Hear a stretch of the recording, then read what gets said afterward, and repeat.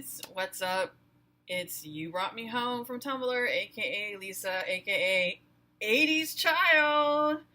I'm sure you guys have probably noticed from my YouTube page, my Twitter, that I've gone about this whole week changing everything to update to my new look, and I hope you guys like it.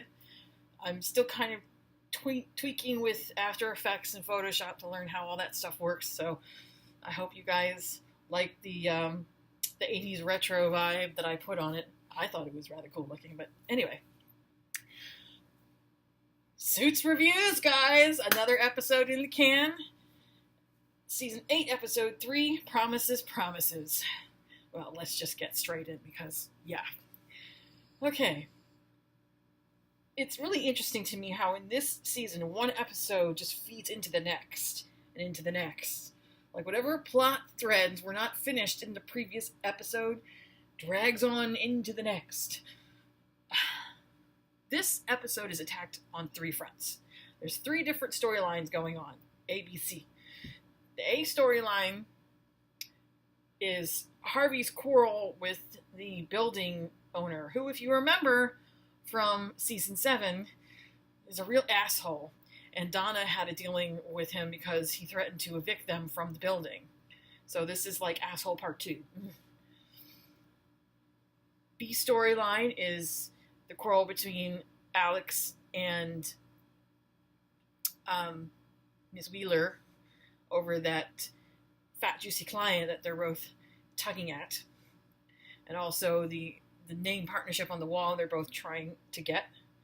And storyline 3 is Katrina attempting to get a senior partnership and having some bumps along the way, and a very interesting, should I say, conversation with Lewis and Brian. I'm really liking this Brian kid.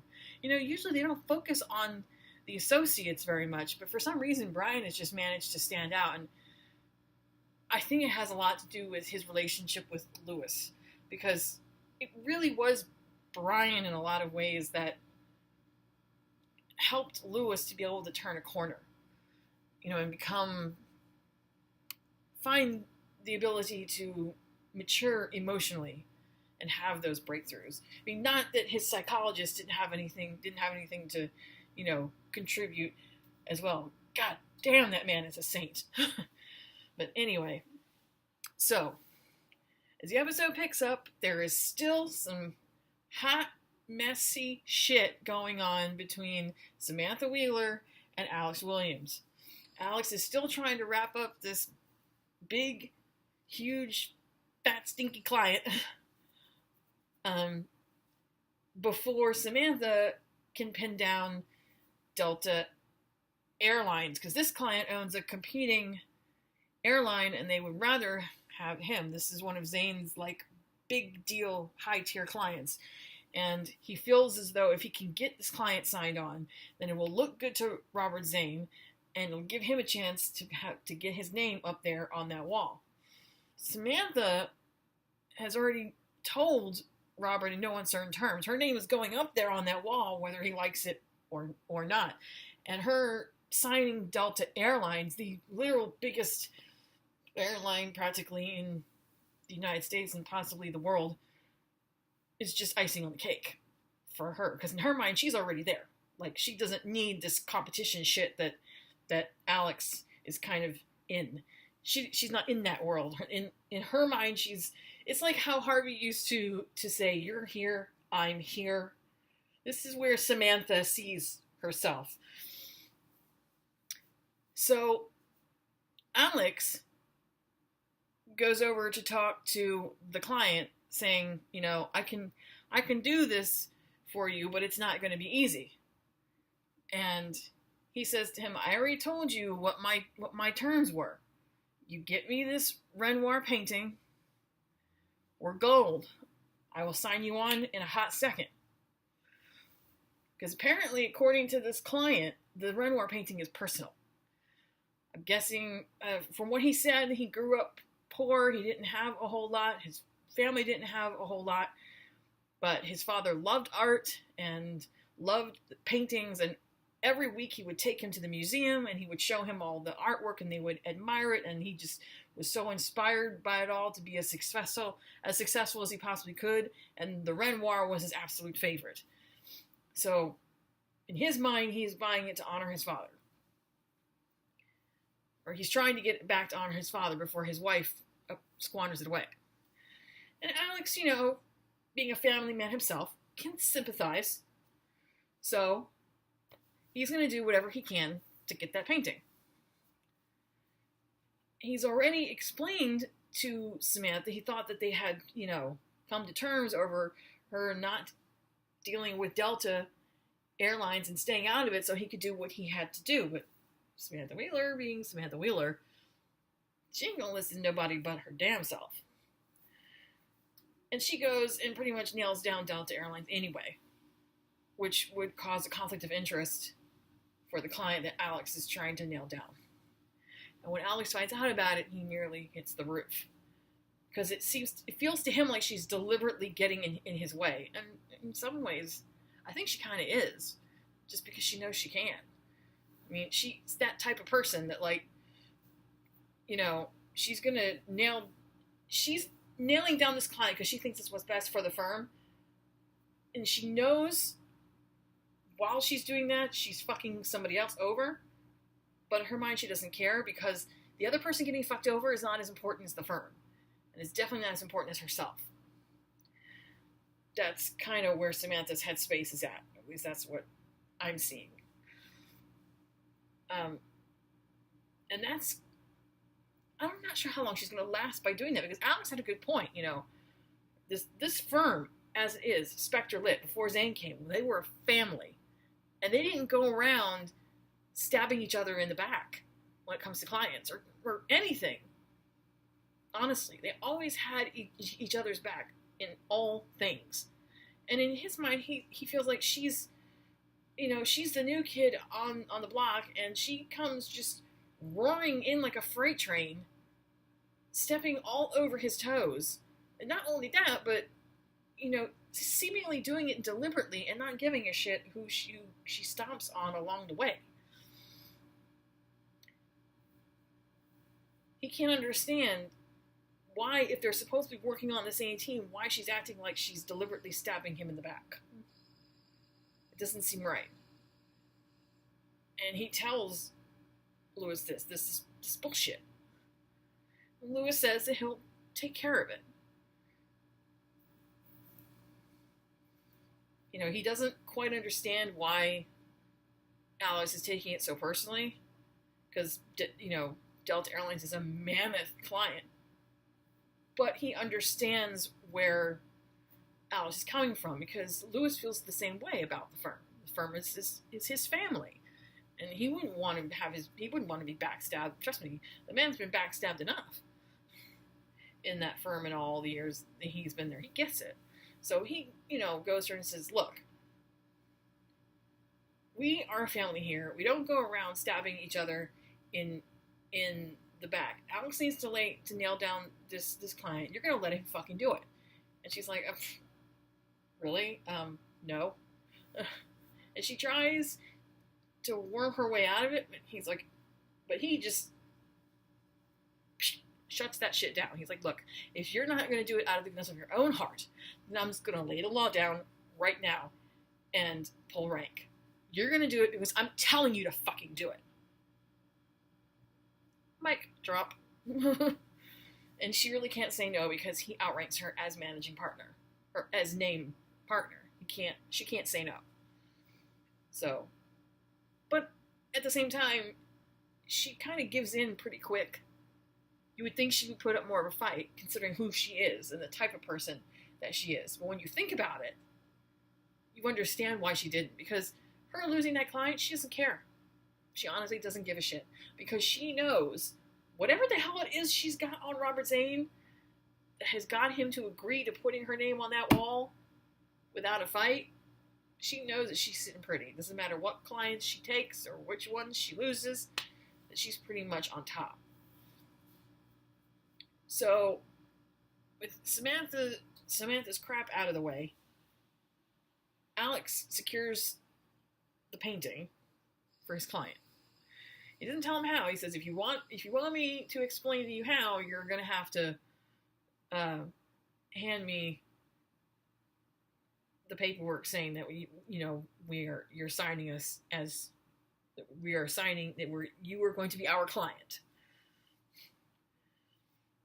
And he's like, I will do you one better. And he gives him a magazine. There already has an article in it with him basically telling the world that he has hired on Zane Spectre Lit to be his attorneys. He's like, wow, really? At first he's like, oh, that's cool. Wow.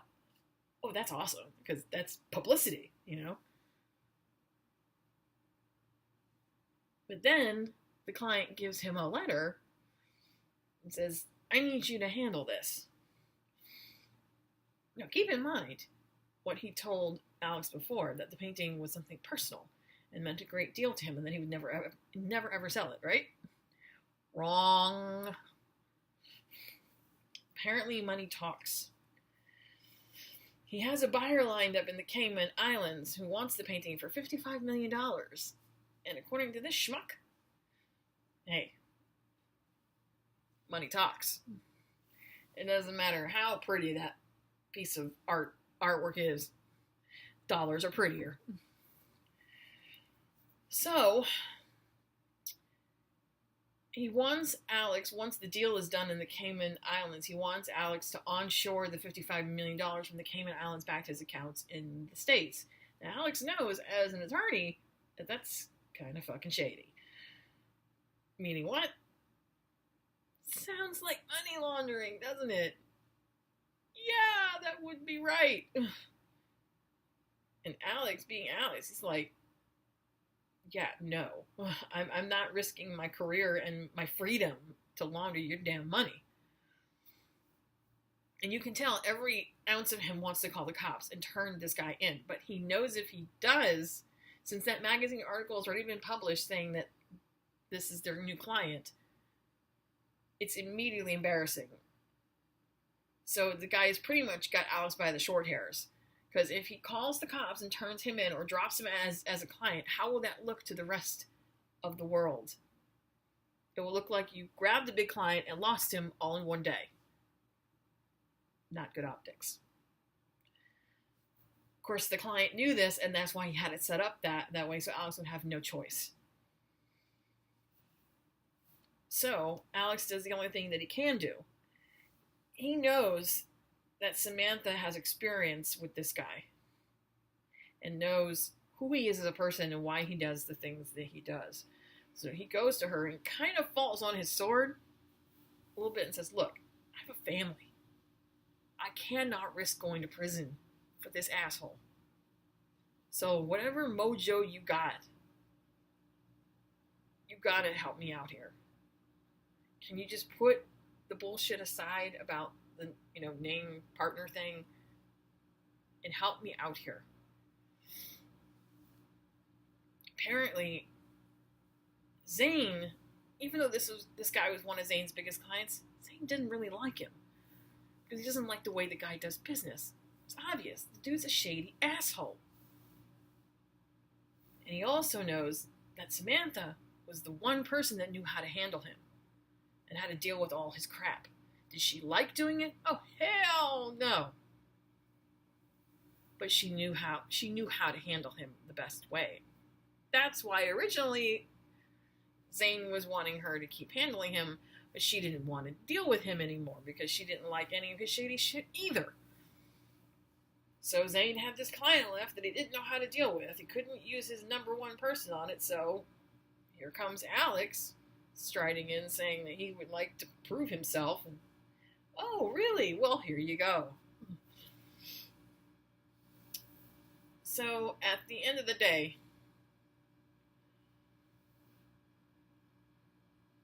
Alex goes to meet with this guy and says to him, if you really want me to do this, you can better believe I am going to make you suffer. I will bring you down. I have no problem calling the FBI on your ass. And of course the guy immediately wants to fire him. And Alex says to him, now that you know what I'm capable of and what I can do to you, how about you think about what I can do for you? He finds a way to bring the money on shore without it being actual laundering of money, a legal way, so that Alex will be in the clear. But he makes no bones about the fact he will never do anything like this for him again, period. And if he ever asks, this dude's going down. So really, the guy can't argue. Because as much leverage as this guy might have on the firm, they have more leverage on him because of what he's asked them to do. They can destroy his career and his life. And he also threatened to take that $55 million and divide it up into individual checks and give payouts to every member of this guy's family he's ever fucked over. And judging by his character in just the 2 episodes that we've seen him in, I'm pretty damn sure he's fucked over every single member of his family. Ex-wife notwithstanding. I'm sure they would be more than happy to receive monetary compensation for his bullshit. So those feet held to the fire, and the client has no choice but to agree. So, 1, you got a big pricey client. 2, you didn't have to go to jail to do it. So he's impressed Zane, and his name is there in the running, but Samantha, in the very last scene, says to him, I appreciate that how far you went to prove yourself to Zane, and you really are a very good attorney. There's no bones about that. But I just want you to know, I'm also trying to get my name on that wall, and, you're getting there, but I'm already there. It's like she's kind of digging in the open wound already by saying that you ain't got no choice. You ain't got no shot. I'm there. I'm kind of looking at this going,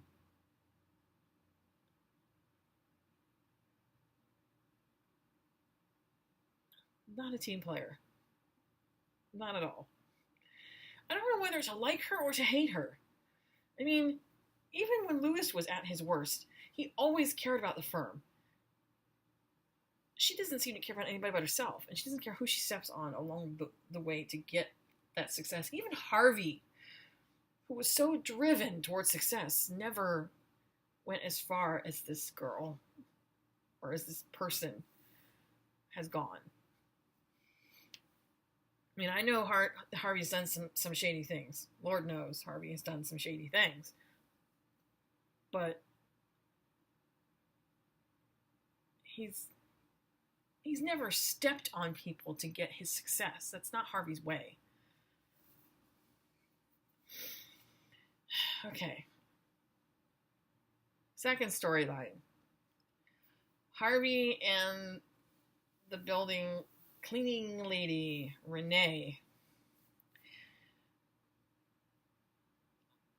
And the episode opens up with Robert and Harvey having drinks and pretty much competing to see who can drink the other under the table. And, well, we love you, Zane, but you're a bit old for that. Yeah. They get sloshed, but Harvey's a lot better at holding his liquor than Zane. Zane is definitely hung over. Not just hungover, hung over. So the next morning, Harvey just happens to go into the bathroom, and there's a woman in there crying. Now, I have to tell you, in the past, when the show first started, Harvey didn't much care about the people around him very much, except for the people that were in his circle.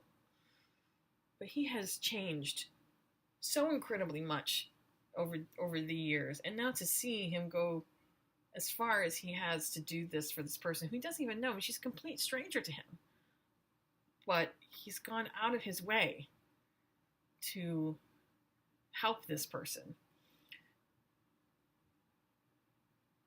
She apologizes for being in the men's bathroom and says that she'll leave, and he's like, no, You're obviously upset. I'll just go to the one downstairs. You take your time. And he goes downstairs, and he doesn't see her again until the next day. He's talking with Zane again, and the woman comes in to talk to him, and at first he thinks she's just giving back his handkerchief because he'd given her handkerchief to wipe her eyes with. But she's actually also there to talk to him about something that's been going on in her personal life. She's the cleaning lady for the whole building, most specifically their floor. And her mother is very sick and is in the hospital and needs an operation. And the insurance will not cover it. Now, she has made enough money in her job that she can afford it, but the building owner will not pay her for her work because he says that she's a facilities manager, which means that she cannot be paid for her overtime. And she tells him, I don't know why he's calling me a facilities manager. I don't manage anything. I just clean the toilets and take out the trash and vacuum the floors. That's all I do. And she's kind of lays her heart out to him and says, please, I'm not proud of having to come here and do this. This is not something that I would normally do, but my situation here is desperate. My mother is very sick and she needs this. All I'm asking for, I'm not asking for a whole lot. I'm just asking to be paid for my work. That's it. And Harvey really does feel for her quite a bit. And he says he will do whatever he can to help her. She leaves. She thanks him and leaves. And as she's leaving, Robert Zane comes back in. And he's like, are you dating the housekeeper now? So what if I am? Harvey explains to him the situation that Renee is in and the help that she needs because of what the building manager is doing. And he's like, Zane looking at him like, you crazy. That's not what we do. This is corporate law. This isn't, we don't really do a lot of pro bono work. If she really needs help, you could always recommend her to legal aid or something. But you could already tell his ears are flexing. And it's not just because of what this woman's going through. It's because I don't think he likes to see anybody being crapped on. So he says, look, I'm just going to go talk to him and ask him nicely if he will do this. And if he says no, then that's it, That's about as much as I can physically do.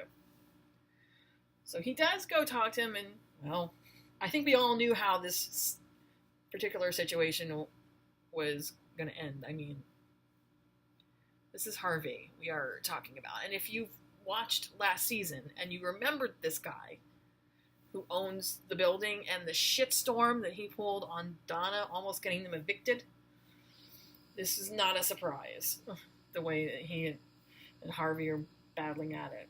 Harvey's straight out with him. He's like, look, you gave her this title specifically so that you wouldn't have to pay her because you're trying to cut costs. And admit it, you just don't want to pay her.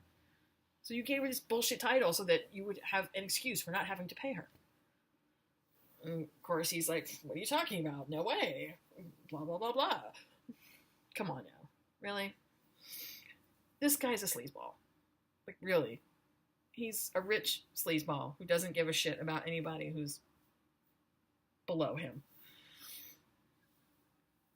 So Harvey says, look, you're gonna pay her because you owe her that. Period.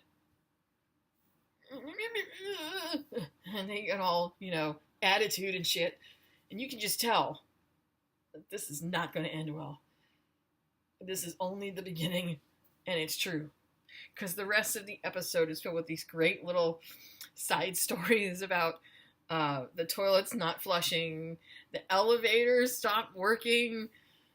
This guy is deliberately launching an attack on the building to make their lives a living hell, assuming that the more shit he pulls on them and the more hellish he makes their life in that building, that they'll just back off because they want their building back. Oh, but he's not met Harvey. Yeah. So Zane is pissed because he's tired of the bullshit. Poor guy had to walk up 5 flights of stairs to get to his office. He's pissed. He's like, look, whatever the shit is going on between you two, fucking fix it. Look, I already told you, you don't shit on the person that owns your house. Period. This is not what we do. Let her go. You already tried. He said no. It's over. And Harvey feels like, but I can't. That's not right. That she just wants to be paid what's owed to her, you know? So Harvey calls her and he says to her that there's not much more I can physically do. And of course she is smart enough to know, well, yeah, you're saying this because you don't want to upset your law firm. And he's like, no, it has nothing to do with the firm. She's not stupid. You know, she knows that people like them don't matter. People like her don't matter to people like him. But actually, she does matter to him because he's going out of his way to help her out. And he says, look, I'm not pawning you off on anybody. There's a clinic that I know downtown. One of our partners used to work with them. They're great people. I know some of them personally. I'm going to go down there and talk to them. And I'm going to make sure the two of you, that I'm going to make sure to hook you up with one of them, and they're going to help you out. I swear it. And because she trusts him, she's choosing to trust this clinic. So he goes down to the clinic that Mike used to work for, looking either for Oliver, the lawyer that he used to work with, or the boss. The boss isn't there. He's on a case in Philly, and Oliver is in court. Now, you'll notice when he walks in, you remember back in season 7 when Mike initially started working for this place, it was shabby. There was only like 3 lawyers and the boss there. They didn't have a lot of computers and stuff. They were, scraping by, bottom of the barrel, had next to nothing. Now Harvey walks in and it's like, ooh, the whole place is completely changed. And that's mostly because of the money that Mike was able to give them. Remember, Mike promised the boss that he would give him a certain amount of money to keep them flush, so that they wouldn't be worse off when Mike went back to work for Pearson, went back to work for Spectre Lit. And now they've been able to do all these things for the clinic that they wanted to do before. Have computers and better lighting and better paint jobs and more staff, and everything's crazy in there. I mean, just everybody just working like blah, blah, blah, blah. And he could tell that they're really overwhelmed. I mean, they've all got stacks of folders on their desks and everything, and they're just really busy. So he decides right there that he's going to take care of this. Zane is not happy. He's like, look, I told you to let this case go. Harvey actually gets ganged up on. 3-way. Zane, Lewis, and Donna. All 3 of them. I couldn't believe that Donna was actually taking their side in this issue. But I don't think it was because she didn't care. I think it was because she knew what was really going on. And she does talk to him about this later on. She says to him, I think you're doing this because you miss Mike. And this is what Mike would have done. But you can't always fight the Mike battles. You have to find some way to move on. And to cope with the fact that Mike is gone, I mean, it's not been easy for any of us, but you have to kind of, deal with it. And he understands that she's right. And if he keeps poking the bear, as it were, with this guy, that they could easily get evicted from the building again. And Donna didn't go through what she fucking went through to keep them there only to have Harvey get them kicked out. And Zane is about had it. He's about to rip Harvey a new one. So Harvey comes up with a solution. At first, he goes to the associates and he pulls 3 of them and orders them to drop whatever it is that they're doing and says, we're going to get on this. We're going to figure out a solution to this problem. We're going to eat him for breakfast. And Donna's like, no. They've got other work. It's not fair to pull them off of their own off of the work that they've got to do to fix your mess. You have to do this yourself. That's not right. You're managing, you're a named partner. You have to be able to do this on your own.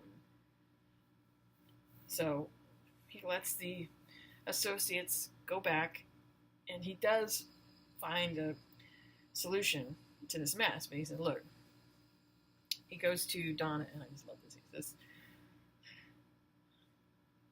there's no way he can worm out of this, but I want you to be the one to present it to him, because when you ran into this problem with him last time, you put the boot in the ass. And then we can either be sweet like honey, or we can be hard like a hammer. Which one you want? Of course, Donna knows it. Hammer. Donna knows how to handle this guy. She can get him to back down. Trust. So she does go to see him, and she does get in his face, and she does give him zero choice. The deal they came up with, the only way the 2 of them will be satisfied is if each side gets fucked over in some way. The lady still gets paid, but both sides, him and Harvey, both get taken down a notch. And Harvey is okay with this, as long as the woman gets paid. That's all that he was really wanting. That's all that she was wanting, was just to get paid. So he agrees to that, and like the lurch that he is, he's an asshole. I have a feeling we've not seen the last of him. If they already brought him out twice, I have a feeling we'll probably see him again. I have this niggling suspicion that he's not done with Donna yet. So, story 3 has to do with Katrina. Now, Katrina's been there for a long time. She's a junior partner. She's worked her ass off. And Lewis had made a promise to her when he brought her back from Zane that he was going to make sure she made senior partner. He swore to her that she would make senior partner. And it's kind of fallen by the wayside with all the upheaval that's gone on in the firm. Name change and hostile takeovers and craziness. Everything, all those promises have kind of fallen by the wayside, and now he wants to make good on it. He wants to make sure that promise, he fulfills that promise, because she deserves it. She has worked very hard. So he goes to Zane, they sit down, he says to him, I made her a promise, and now that I'm in the position to see it fulfilled, I want to make sure that it gets done, because she deserves it. She has worked her ass off. So tell me, what do you think she needs to do to prove herself to you? Because she's not the only junior partner that, has those jobs. She's a good lawyer, but what Zane wants to see is, can she be a good manager? Because she had a difficult time firing the associates last week. So he needs to see that she can manage. So Lewis calls her in and says, now don't tell anybody this. This is between you and me. Nobody else knows. But you are up for senior partner. What Zane wants to see, he wants to know that you can manage. So this case that you're working on right now, I want you to take Brian and work on it with him together. Show Zane that you're capable of managing Brian. And you'll prove to him that you have what it takes. You can't pass this up because this is not going to come around again. She's kind of in shock because, it's a big deal. He's right. You don't get 9 chances, as she said. You only get 1. But she's also a little bit nervous because there's something that's been going on with her that she's not told Lewis about. So, turns out that she gives Brian the case file 1 hour before the client is supposed to show up for a meeting. And Brian's like, he runs to Don and says, I'm not ready for this. I've barely had an hour to even look over this file. And Katrina is not here for the meeting. How am I supposed to have a meeting with this client if I don't know all the particulars? That's not fair to me. That's not fair to him. I mean, should I wait another 5 minutes for Katrina? Or, should I reschedule for a different day? And Donna's like, no. You're the attorney. You've got to go in there and get it done. If you reschedule, that's going to look bad. If you wait too long and Katrina doesn't show up or it's egregiously late, that's going to look bad too. You have to see it through. I know you might not know that much about this client or about this case, but you just got to go with the flow. That'll show them that you got real chops. So he goes in there and God bless him, he does his best. And it's really not his fault because she pretty much set him up for failure by only giving him the file 1 hour before the client was supposed to show up, and then she doesn't even show up herself. So, of course, he screws up because he has a hard time answering the client's questions because he hasn't had enough time to look over the case file. It's really not his fault, but the client doesn't give a shit. The client just wants to know that his lawyers know what they're, fucking doing and aren't, all fucked up. And he grabs his jacket and says, I don't ever want to see you on my case ever again. And you tell Katrina that if she pulls this crap again, I'll be looking for another attorney. So he leaves, and Brian's like, oh my God, I just fucked this shit up. And he goes into Katrina's office. He sees her walking into her office, and he's like, really? Really? You just left me in a lurch like that so you could have a walk in the goddamn park? Really? But in reality, that's not where Katrina was. She was in the bathroom stall, because apparently she's been having migraine headaches. This is something that she used to have when she was in high school, and she hasn't had one in a long time.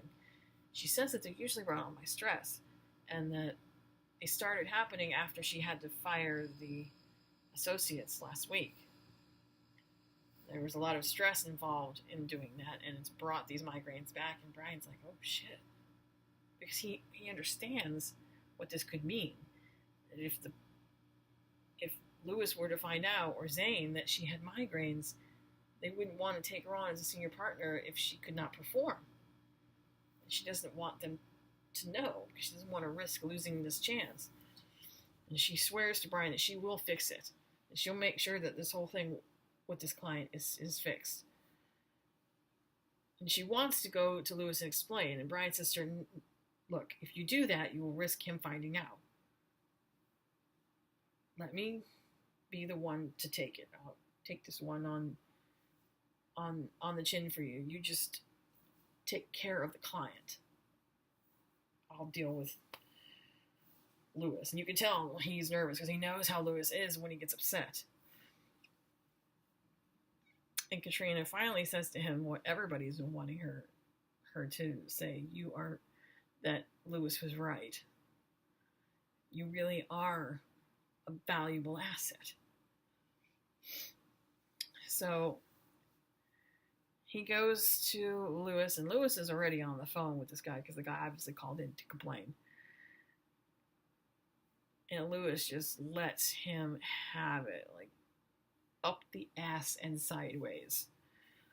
And Brian really, there's nothing that Brian can say.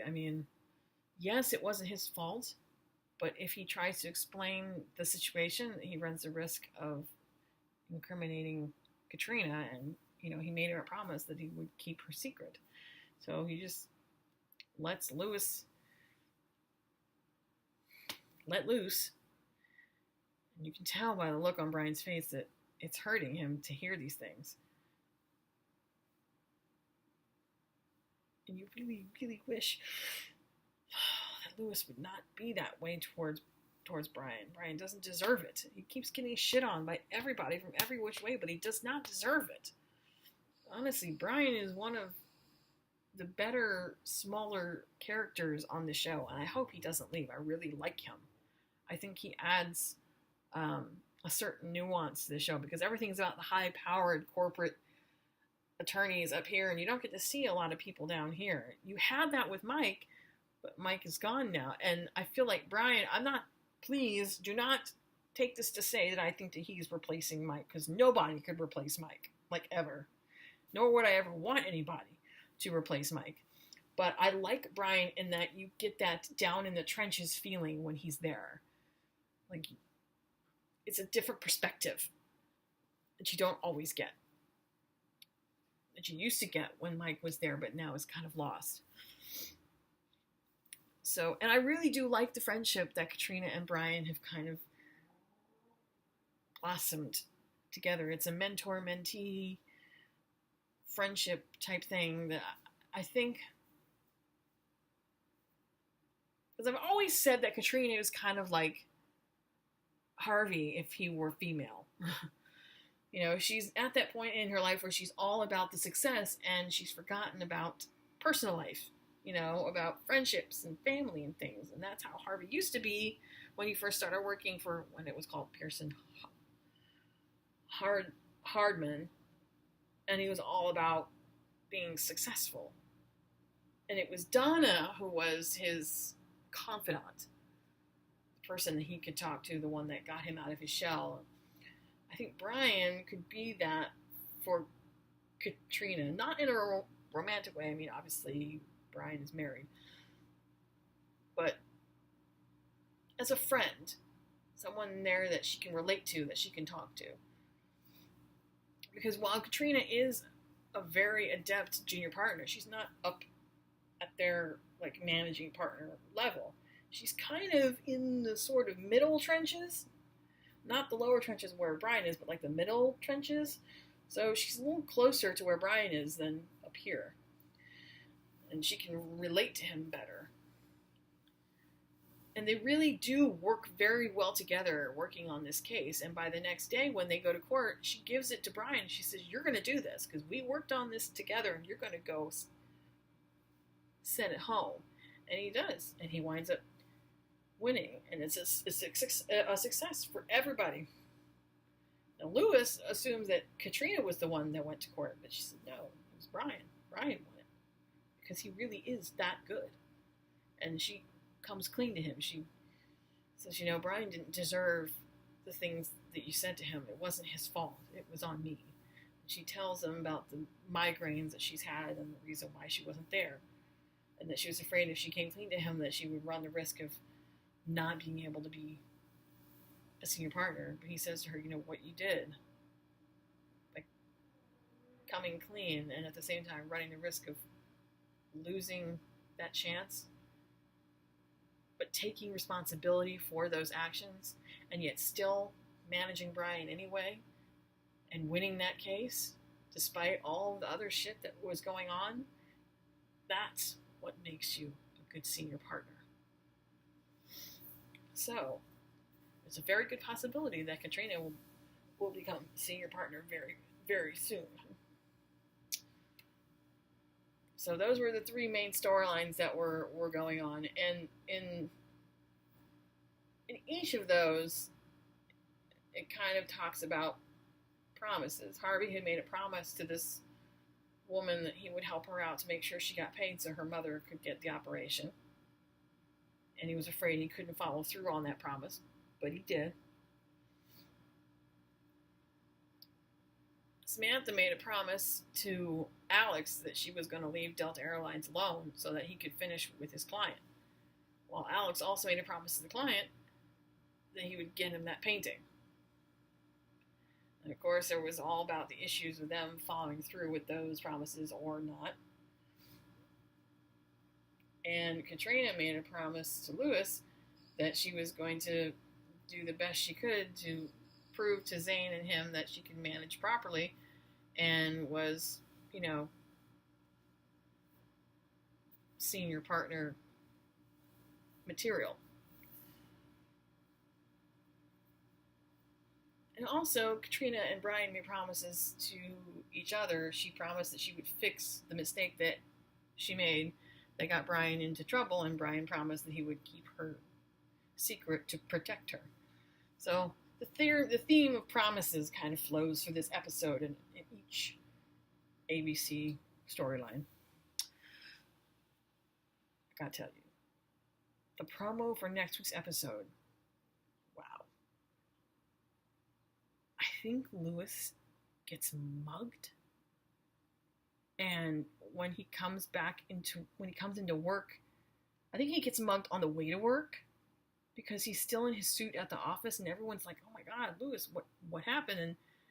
And I'm thinking that because he can't come straight back to work and just come out of it quickly, that they're upset with him because he's having issues at work. And I'm sorry, have you not ever been mugged before, or been in a dangerous situation that was threatening your very existence? You can't blame him if he's got a little PTSD, especially if his life was in mortal peril. This upcoming episode looks really good. And I really hope that Zane doesn't come off looking like an ass, because it seems like he's always shitting on Lewis every which way that he can, and I don't like it. Lewis deserves a little more respect than that, being a named partner. Especially considering, if he gets mugged, for God's sake, give the man a break. I understand that the firm is important to you, but the people inside the firm are more important than the firm. Because the people are the firm.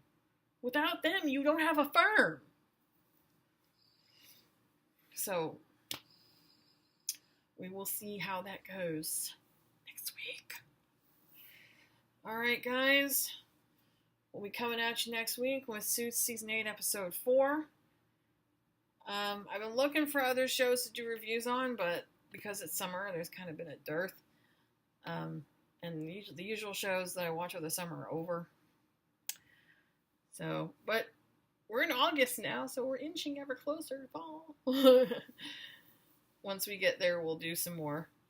So, I will see you guys next week. If you like this video, like, subscribe in the buttons. See you next week, guys.